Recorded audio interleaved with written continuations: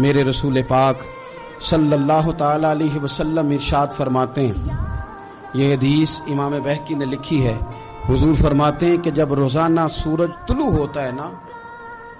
تو اس دن وہ دن اعلان کرتا ہے، وہ دن اعلان کرتا ہے کہ اگر کوئی کام کرنا ہے تو کر لو، میں آج آیا ہوں، آج کے بعد نہیں آؤں گا،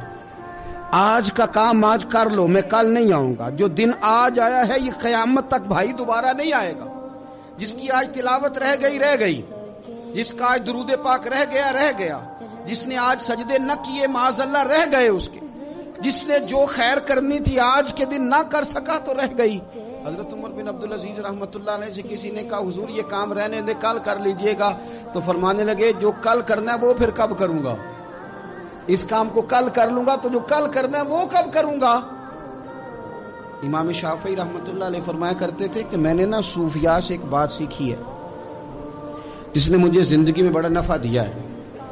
آپ فرمایا کرتے تھے کہ صوفیاء کہتے ہیں کہ وقت ایک تلوار ہے، یہاں تو تم اسے اپنے بس میں کر لو، یعنی مینج کر لو، طے کر لو، معاملات کو مرتب کر لو، اس طرح اس وقت یہ کرنا ہے، اس وقت یہ کرنا ہے، تو پھر تم اس تلوار کی وجہ سے ساری مشکلات کو کاٹ دو گے، اور اگر تم نے اس تلوار کو نہ تھاما تو یہ وقت ایک ایسی تلوار ہے پھر یہ تمہیں کاٹ دے گا۔ اور فرمایا کرتے تھے یہ اتنی تیزی سے پگھلتا ہے وقت، کالے بال سفید ہو جاتے ہیں، سیدھی کمر ٹیڑھی ہو جاتی، تندرست وجود بیمار ہو جاتا، اتنی تیزی سے پھر یہ وقت گزرتا ہے کہ برف اگر دھوپ میں رکھ دی جائے تو وہ اتنی تیزی سے نہیں پگھلتی جتنی تیزی سے ہماری زندگی کے دن پگھل رہے ہیں۔ ہم سمجھتے ہیں دن بڑھ رہے ہیں، حالانکہ دن بڑھ نہیں رہے، دن کم ہو رہے ہیں، ہم موت کے قریب جا رہے ہیں۔